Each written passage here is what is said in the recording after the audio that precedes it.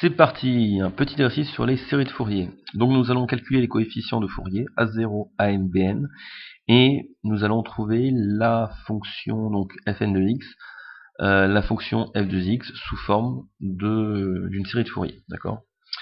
Donc voilà, donc qu'est-ce que nous avons? Nous avons f de x qui est égal à sinus x pour x appartenant à 0π, et f de x égale 0 pour x appartenant à pi de pi. Alors, très important, ici, f de x est 2π périodique, d'accord, et f de x est pair. Donc, toutes ces petites informations sont assez intéressantes pour calculer nos coefficients. Déjà, on part du premier point, ici, f de x pair, ça veut dire quoi? F de x pair, ça veut dire que forcément, tous les bn sont égaux à 0. Donc ici, on a automatiquement les bn sont nuls. Tous les bn sont nuls. Donc déjà, première chose, on a trouvé les bn juste à partir d'une petite propriété, f de x est pair. On poursuit le taf. On va commencer par calculer A0. Donc, A0, quelle est sa valeur? Donc là, c'est recherche de la valeur moyenne de notre série de Fourier. Donc, je vous rappelle, toujours en rouge sur les définitions, donc A0, c'est égal à quoi? 1 sur t, intégrale de 0 à t, f de x, dx, tac, voilà. Et là, on va pouvoir commencer à travailler là-dessus. Donc déjà, la période, très important, on connaît une période, grand T, il vaut combien? Il vaut 2π. Donc ça, c'est notre période. Donc on va faire un remplat, 1 sur 2π, intégrale de 0 à 2π, f de x, dx. Bien sûr, on ne laisse pas ça comme ça. f de x, il prend deux valeurs particulières suivant l'intervalle. Donc quand on regarde, entre 0 et π, il vaut sinus, entre π et 2π, il vaut 0. Donc nous allons faire une petite relation de Chasles. Relation de Chasles, c'est-à-dire qu'on va pouvoir découper l'intégrale en deux. Et ça, c'est plutôt sympa. C'est-à-dire qu'on va avoir une première intégrale de 0 à pi de sinus x dx, plus une intégrale de pi à 2pi 0 dx. Alors ça, on l'a déjà fait. On l'a déjà fait, donc je vais le refaire ici pour vous. Ici, on fait l'intégrale de 0 dx, donc ça vaut automatiquement 0. C'est une constante. Donc quand on fait la primitive, c'est une constante, ça me fait la constante moins la constante, ça me fait 0, nickel. Donc là, je me retrouve avec un seul terme.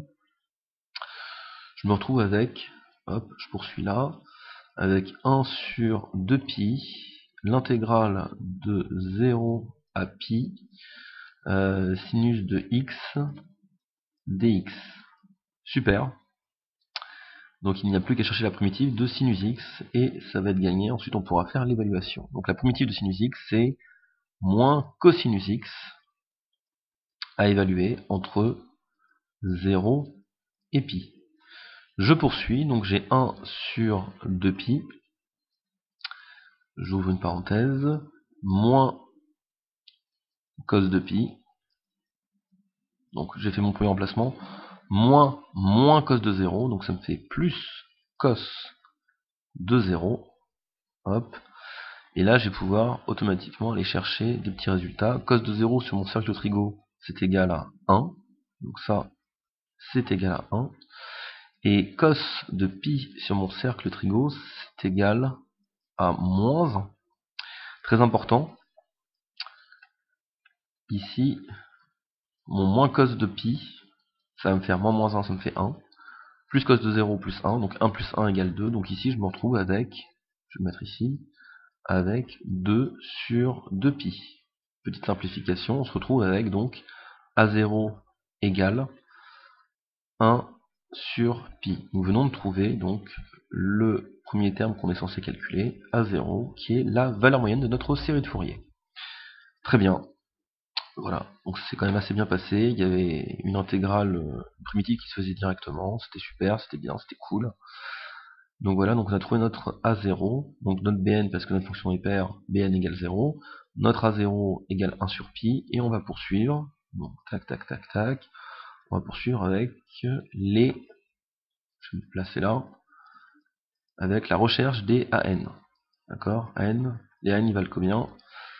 Très très bonne question. Donc les AN. Les AN, donc je vous redonne la formule des AN. AN, c'est égal à 2 sur grand T, donc 2 sur la période, intégrale de 0 à T, f de x, cosinus de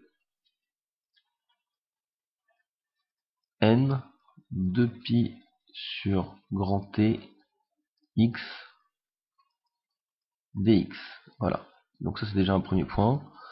On va pouvoir directement attaquer. Donc j'ai remplacé mon t, j'ai un peu nettoyé. Donc là j'ai 2 sur 2pi. Une simplification au niveau des deux qui va se produire, ça c'est bien. Intégrale de 0 à 2pi. F de x cos de n 2pi sur 2pi x hop hop dx. Voilà, très bien. Donc ici j'ai des simplifications. 2pi sur 2pi, ça se simplifie, c'est égal à 1.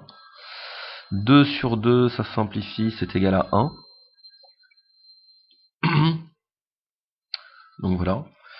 Donc je réécris ça proprement, je le réécrirai ici. Donc ça c'est égal à quoi? 1 sur pi, l'intégrale de 0 à 2pi, f de x cos de nx dx.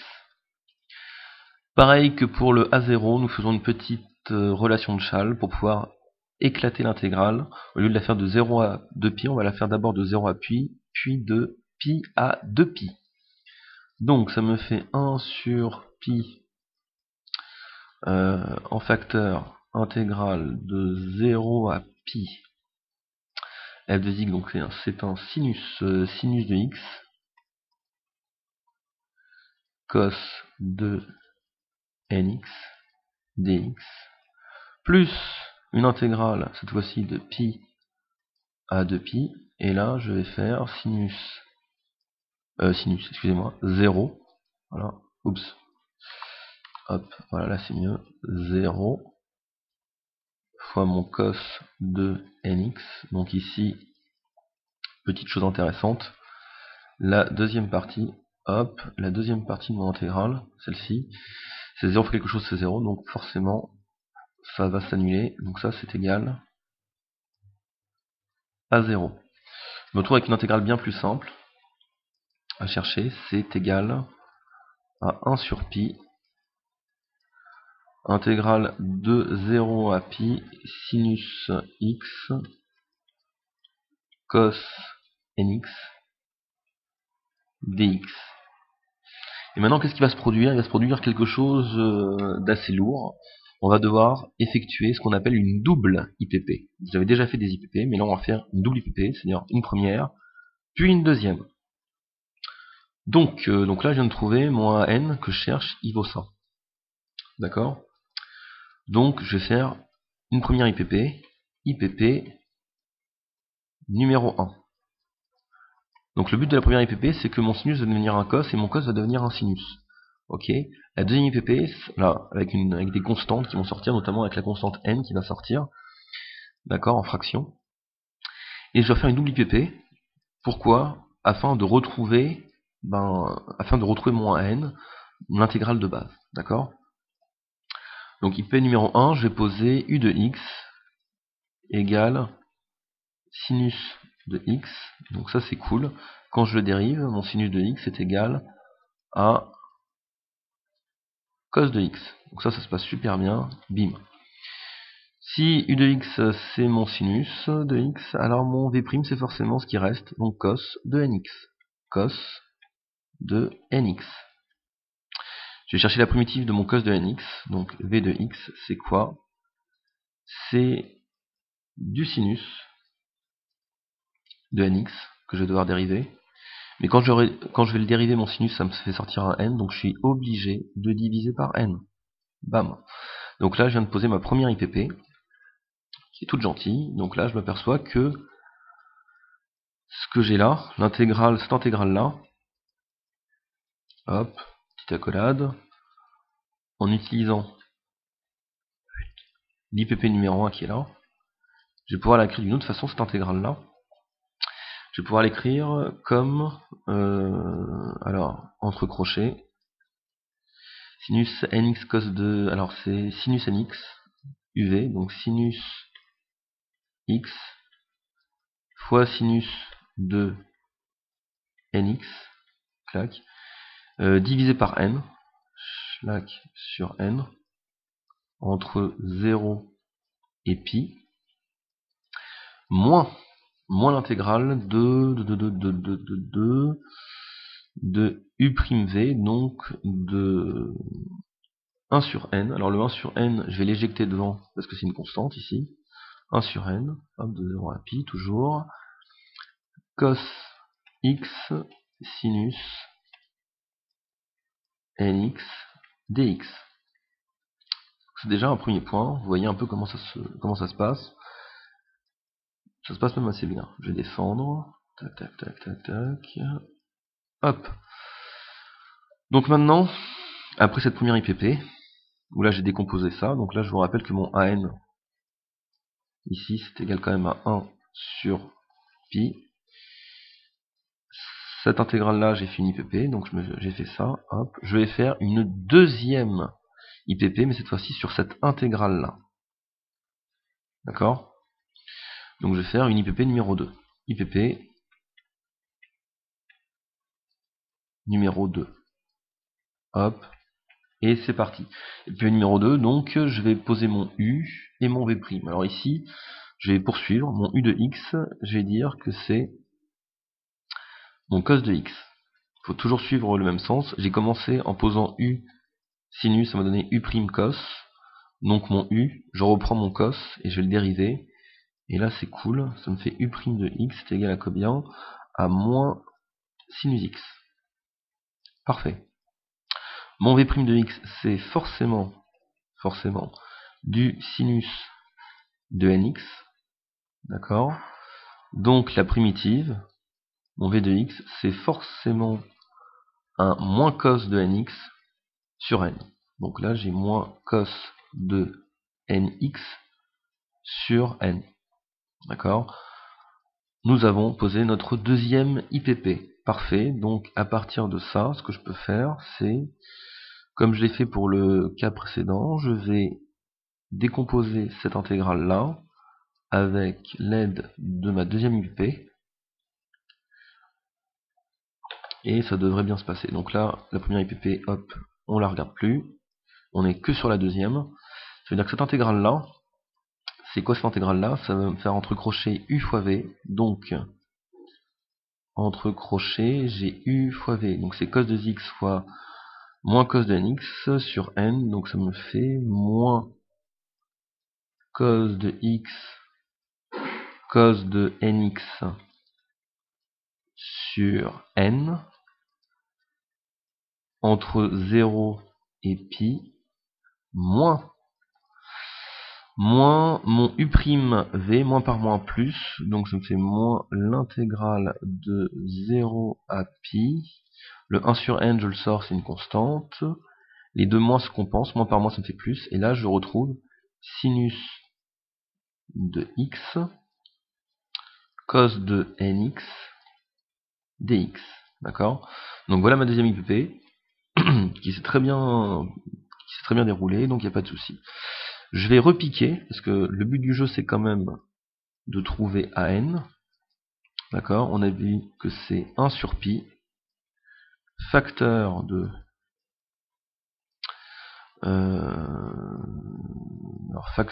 tout ça. Alors je vais le faire, attendez, je vais le faire différemment. Donc là j'ai fait mon IPP sur cette intégrale là. Je vais mettre une petite parenthèse parce que j'ai un facteur multiplié par moins 1 sur n. Ok? Vous regardez ça là, d'accord, cette partie là, cette ligne là, Et là, on va essayer de repasser à cette ligne-là en prenant en compte l'IPP de cette intégrale-là. Ça peut être un peu lourd, mais ça va bien se passer. donc, on est là. Je me retrouve avec ça, et ici, j'ai encore l'évaluation de la première IPP, sinus de x, sinus de nx, sur n, à évaluer entre 0 et pi, bim, moins 1 sur n, tac tac, et je ferme ma parenthèse, ma grande parenthèse, je la ferme là, voilà. Donc on a fait le boulot, on a fait le job, on a fini les IPP, et là, il y a quelque chose que vous devez remarquer, je vais le noter en jaune, cette partie-là, elle est particulière, sinus de x et cos de nx, vous l'avez juste au-dessus, regardez, je reviens ici, cette partie-là, sinus de nx, cos de nx, c'est pi fois an. Donc on compte cette partie-là, c'est égal à quoi? À pi fois an. Ok. Pi fois an, c'est cette partie-là. Donc ça c'est égal à pi fois an. D'accord? Donc ici j'ai pi fois n. Très bien. Très bien. Donc là, vous vous en rendez compte que j'ai an qui s'exprime une nouvelle fois dans mon intégrale. Donc je vais essayer de nettoyer un peu déjà. Donc j'ai an, ce que je cherche à calculer depuis le début. 1 sur pi avec cette chose-là. Donc le n est une constante, je peux l'éjecter devant. Donc j'ai 1 sur pi fois n. Puis entre crochets, j'ai sinus x, sinus de nx, entre 0 et pi. Pas mal. Alors, je poursuis. Moins par moins, plus. Donc ça me fait plus 1 sur... Alors le pi multiplie ça aussi, donc ça me fait pi n carré. Entre crochets, j'ai cos de x, cos de nx, de 0 à pi. Voilou, plus, alors moins par moins, là ça me fait encore plus, donc plus pi à n sur n carré. Voilà, donc ce terme-là, je vais le noter en jaune, ce terme-là, ici, je vais le ramener du côté gauche, je vais le ramener par là. De l'autre côté, pour regrouper tous les AN ensemble, d'accord? C'est le but du jeu, ça va être de regrouper tous les AN ensemble. Donc ici j'ai AN, facteur de 1, parce que là j'ai un 1 devant, moins pi sur n carré. Bim. Et ça c'est égal à quoi? C'est égal au reste, donc là j'ai 1 sur pi n, sin de x, sin de nx, d'accord? Entre les crochets, donc entre 0 et pi, plus 1 sur pi n carré, cos de x, cos de nx, entre 0 et pi.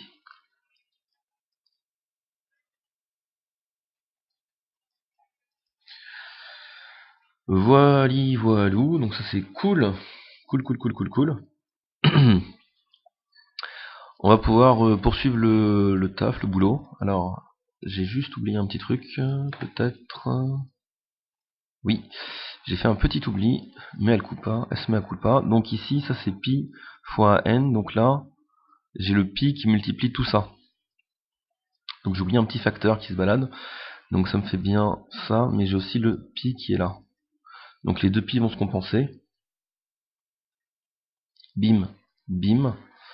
Donc ici le pi il disparaît. Alors, on va juste corriger un peu. Pas grand chose. D'accord, tac, j'enlève ça. Hop. Et donc je m'aperçois qu'ici j'ai quoi? J'ai 1 sur n carré. D'accord? C'est que j'ai oublié ce facteur là. Le 1 sur pi multiplie tout. Donc là j'ai bien multiplié ici et là. Et là j'ai pas fait gaffe. Alors normalement j'ai moins 1 sur n fois moins 1 sur n, ça me fait en plus, donc 1 sur n carré. Ok. J'ai un pi à n, ça c'est bon, mais divisé par pi, donc c'est à n. Très bien. Je peux poursuivre, j'ai corrigé ma bourde, super. On poursuit, donc là, je vais pouvoir passer à l'évaluation, je vais laisser ce terme ici, je le passerai de l'autre côté juste à la fin pour trouver n. Donc bim, qu'est-ce qui se passe? Donc j'ai 1 sur pi n, on s'en fiche un peu, et là maintenant je remplace. Donc j'ai sinus de pi fois sinus de npi moins sinus de 0 fois sinus de 0 fois y, donc 0, donc ça fait sinus de 0 au carré, bim, plus 1 sur pi n carré, je vois une parenthèse, donc cos de pi, cos de npi, moins cos de 0 fois cos de 0, donc cos de 0 au carré, je ferme, et je vais commencer à regarder ce qui se passe. Donc, je vais le noter en quoi en bleu, ouais, en bleu. Donc déjà sur le cercle trigo, ce qui est important, je vais vous faire juste un cercle trigo ici. Ce qui va être important dans mon cercle trigo, exactement. Donc là j'ai 1, moins 1, et je vais chercher des points particuliers, c'est-à-dire que là ce qui m'intéresse c'est quand je me situe là, ou quand je me situe de l'autre côté. Et je vais regarder la valeur de mon cos et de mon sinus. Donc là je rappelle, ici c'est le sinus, ici c'est le cos, et c'est parti, Donc on va commencer ici, sinus de pi, hop, je me situe là, sur ce point là, sinus de pi il vaut 0. Donc ça c'est égal à combien? C'est égal à 0. Donc ça déjà, hop, ça vaut 0. Donc ce terme là, il dégage. Sinus de 0, je me situe ici, le sinus de 0, il vaut aussi 0, donc bim, ça vaut 0 aussi. Très bien. Maintenant, pour les cos, donc toute cette partie-là, elle disparaît. Maintenant, cos de 0. Cos de 0, je suis ici, il vaut 1. Donc le cos de 0 au carré, 1 au carré, ça vaut 1. Donc là, j'ai 1. Maintenant, j'ai cos de pi et cos de npi. Alors cos de pi, il est ici et il vaut moins 1. Donc ça, c'est égal à moins 1. Ok, donc je poursuis, je me retrouve avec an. Il est égal à quoi? Alors oui, je l'ai fait comme ça, donc c'est égal à n carré, bien, hop, voilà, n carré sur sur 1 moins, j'ai fait une bêtise, oui c'est n carré, autant pour moi, heureusement que j'ai ce petit bouton, donc ça me fait n carré moins 1, je viens de passer ce facteur là de l'autre côté, hein. Je suis en train de faire plusieurs choses à la fois, donc faut suivre. Donc ici, je vous rappelle, le minimum dénominateur, c'est n carré moins 1 sur n carré. Donc ça revient à multiplier de chaque côté par n carré sur n carré moins 1. D'accord, un petit rapport qui se passe. Donc là, j'ai 1 sur pi n carré. Et là, ensuite, donc la démultiplication enchaîne. Et j'ai donc moins cos de npi. Là, je suis bon, moins cos de npi, moins 1. Hop, donc je viens déjà de nettoyer un peu. Je peux poursuivre le nettoyage, donc je vais vous montrer comment. Ici, le n carré, il va s'en aller avec ce n carré là. Très bien. Et je poursuis le boulot, donc je vais mettre mon moins en facteur. Ça va être pas mal. Là, j'ai un moins que je peux mettre en facteur. Donc je poursuis la réécriture. A de n, c'est quoi? c'est 1 sur pi n carré moins 1 facteur de, alors le moins je vais mettre là, cos de npi plus 1. Hop. Et c'est cool, c'est cool. Donc je me suis retrouvé avec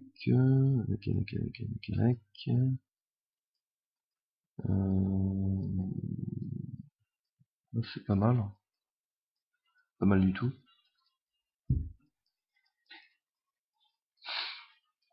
Je pense pas que je me sois trompé, ça doit être bon. Donc je poursuis le boulot. Donc ici, j'ai balancé mon moins 1 dedans, dans cette parenthèse là, d'accord. Je peux le mettre où je veux mon moins 1. Ça va être plus joli, vous allez comprendre très vite. Donc j'ai un cos de np plus 1 sur pi. Ok. Le moins il passe dedans, donc ça me fait 1 moins n au carré. Voilà.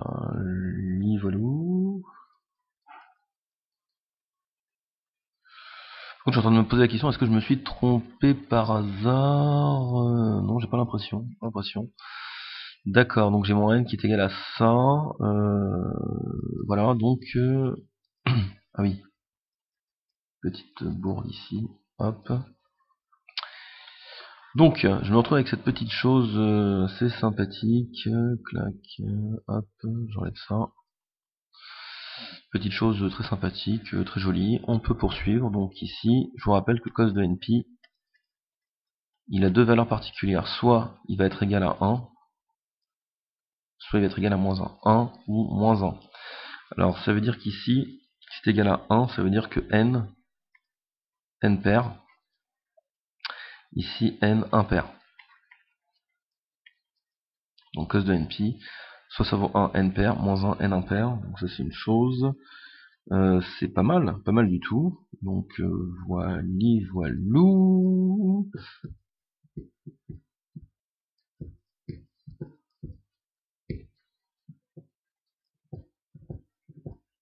Ok, c'est cool. Donc, ça revient à dire que on l'a déjà fait. Cos de np, c'est égal à moins 1 puissance n. Ça me permet de réécrire à n, moins n. Je peux l'écrire d'une manière beaucoup plus jolie, de manière un peu plus sans avoir besoin du cos. C'est moins 1 puissance n plus 1 sur pi 1 moins n carré. Voilà. Et je viens de trouver mon AN. Et ça c'est cool. Donc là j'ai trouvé mon A0, AN, BN. Et ça me donne quoi? Donc là je vais les rebalancer ici. Mon A0, on a trouvé que A0 était égal à 1 sur pi. Ok. Mon AN, il est juste là. Donc c'est mon moins 1 puissance n plus 1 sur pi facteur de 1 moins n carré.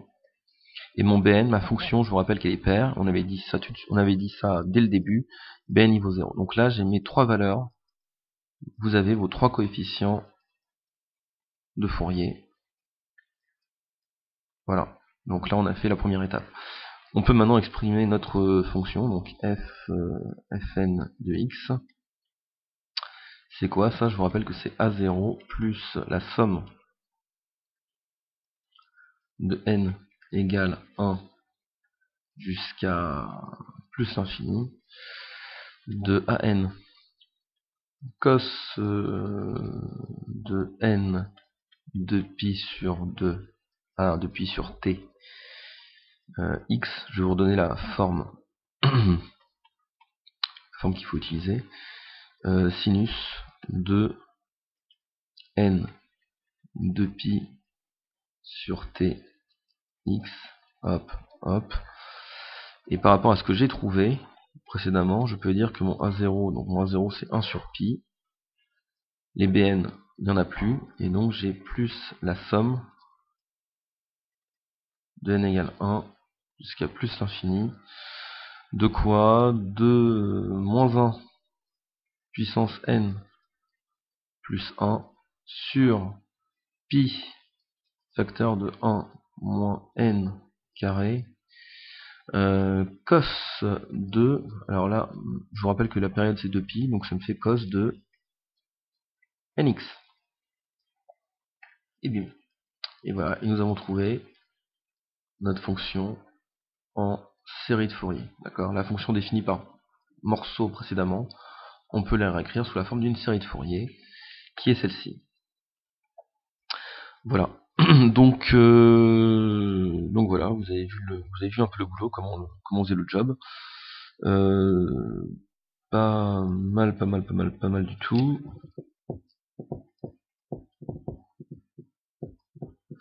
Et voilà, c'est fini pour aujourd'hui.